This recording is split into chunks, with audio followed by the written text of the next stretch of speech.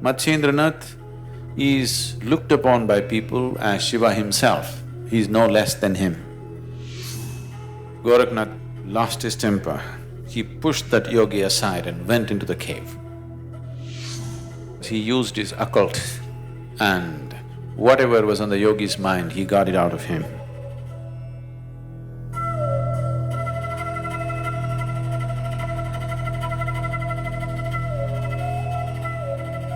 Goraknath was a very, very accomplished yogi. In the whole history of Indian yogic culture, he's a star who stands out in many ways. His guru was Matsyendranath. Matsyendranath is looked upon by people as Shiva himself, he is no less than him. Just that he came little later, but he is as much as Shiva, that's how he is seen. So Goraknath was his disciple. Goraknath was fiercely devoted to his guru. Matsyendranath saw the young man is getting too soldier-like,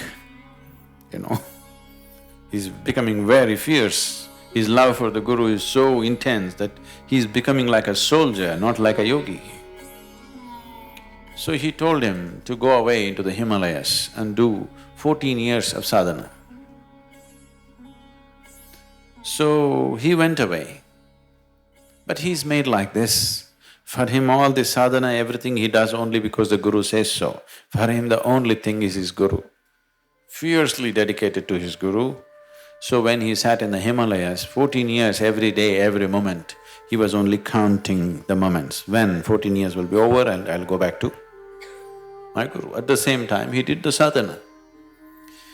Because of this 14 years of sadhana, he acquired many possibilities. He didn't use it. He knew the possibilities. Then he came back to the mountain which is the beginning of the Deccan Plateau, which is the beginning of the Western Ghats, just 160 to 200 kilometers south of Bombay. Now that mountain is called as Goraknath mountain. It is named after him. Even today, there are people, I had the thing of being with them for some time.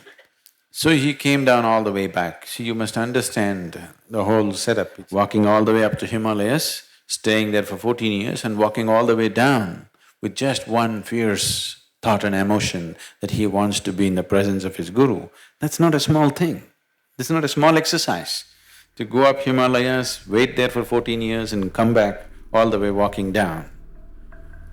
When he came, the cave in which Matsyendranath was staying, just outside, there was a monk.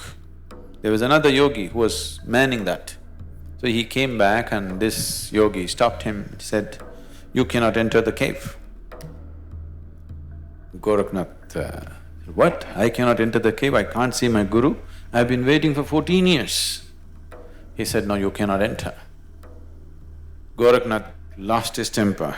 He pushed that yogi aside and went into the cave. When he went into the cave, Matsyendranath was not there, the guru was not there. So he became distraught, where is he? So he came out and asked the yogi, "Where is the guru?" He said, "I won't tell you. I told you not to enter the cave. You pushed me aside and went. I will not tell you." So what Goraknath did was, he used his occult and whatever was on the yogi's mind, he got it out of him and went straight to where the guru was. He divined the guru's hiding place. The moment he went there,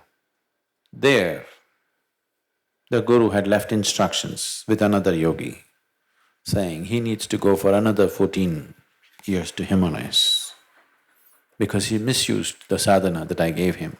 I gave him sadhana for his spiritual growth, but he used it to divine into somebody else's mind, which no yogi should ever do. Another 14 years. So, Goraknath asked, "Is there any way to shorten the period?" If you sit in an impossibly difficult posture, we will cut it down to half the term, 7 years. This impossibly difficult posture is, he sat on his left toes like this, heel in the perineum in the Mooladhara, and the right leg crossed over. This is even today called as Goraknath asana. So he was just on his toes, up, his Mooladhara supported by the left heel and his right leg here. He sat like this for 7 years. Either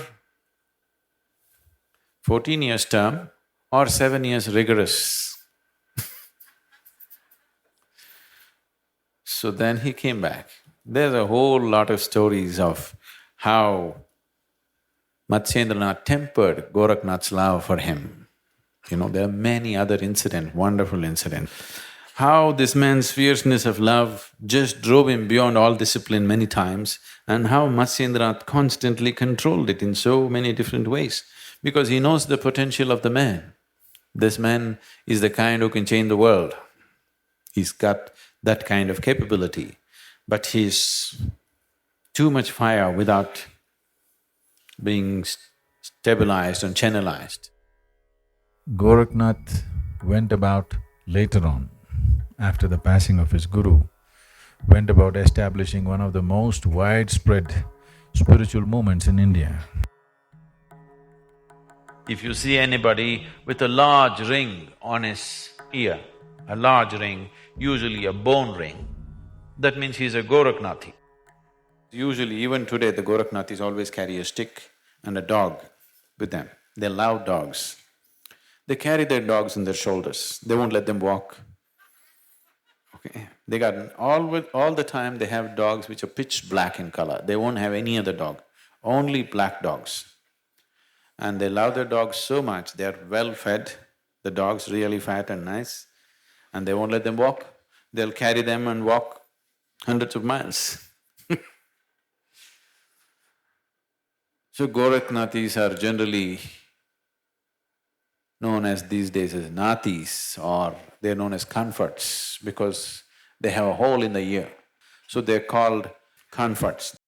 Very fierce band of people even today. It's fallen on many bad times, but still it's one of the groups which really has true sadhakas still going after thousands of years. There is a ashram of the Nathis. There's a large number of samadhis of Nathis who attained. Only those who attained got proper stone samadhis, others were buried under the trees. So you will see a large number of that, showing the richness of that system that so many people attained.